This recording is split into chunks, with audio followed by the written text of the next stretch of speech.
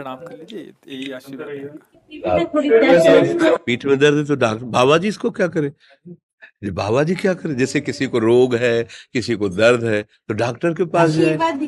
आशीर्वाद से नहीं ठीक होता। देखो बस वही समझ में नहीं आता, इसी भटकाओं में सब भटक रहे हो। कोई जंतुर बांधेगा, कोई आशीष, इसीलिए तुम सब अच्छे कर्म करो।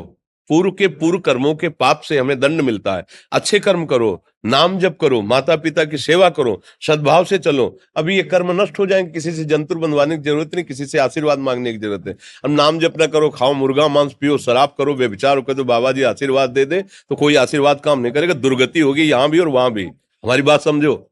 हाँ, जरूर बुरा लगता है, सत्य विषय बुरा लगता है, पर अगर बच्चा सावधान हो जाओगे तो सुखी हो जाओगे। कोई भी हो, हम किसी एक के लिए बात नहीं करते, सबके लिए करते हैं। सब भागते हैं इस बात में कि बाबा जी आशीर्वाद दे, रोग रहित हो जाओ। कभी नहीं होगा, कभी नहीं होगा।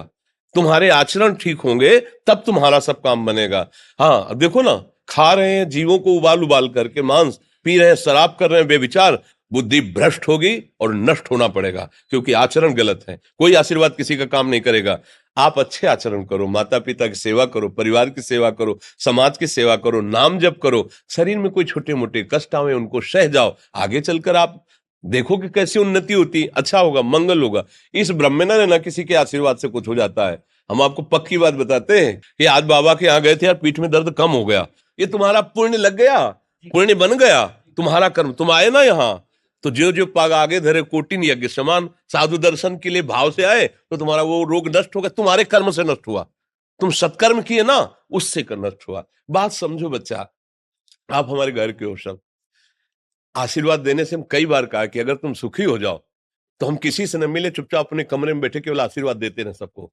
लेकिन नहीं सुखी होगे, सुखी होगे तुम अपने कर्म से।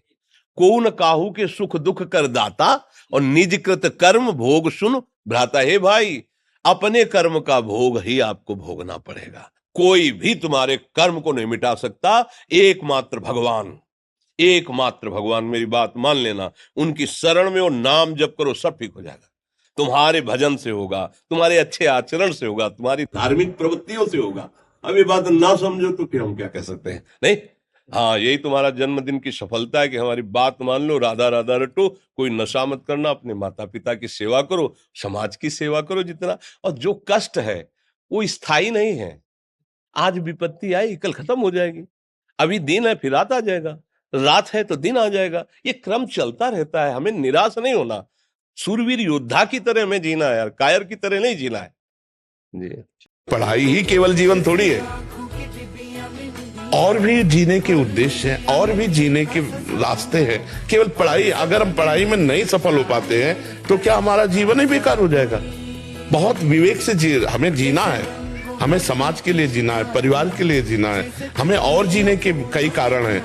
प्रभु, हमसे अच्छा आप हमें जानते हैं, हमसे अच्छा आप हमें जानते हैं, क्योंकि कल क्या होने वाला मुझे पता नहीं, आपको पता है। नाथ, जैसे हमारा मंगल हो, भाव हमारा होना चाहिए, जैसे हमारा मंगल हो, मैं आपकी शरण में हूं। आप हमको वही सद्बुद्धि दीजिए, वही हमसे आचरण करवाइए, वही हमसे बात बुलवाइए जिससे हमारा मंगल हो। प्रभु, हमारी वाणी में बैठ जाइए, हमारे हृदय में बैठ जाइए। आप हमारे द्वारा कोई अमंगल कार्य न करवाइए। पढ़ाई ही केवल जीवन थोड़ी है, और भी जीने के उद्देश्य हैं, और भी जीने के रास्ते हैं। केवल पढ़ाई, अगर हम पढ़ाई में नहीं सफल हो पाते हैं तो क्या हमारा जीवन ही बेकार हो जाएगा।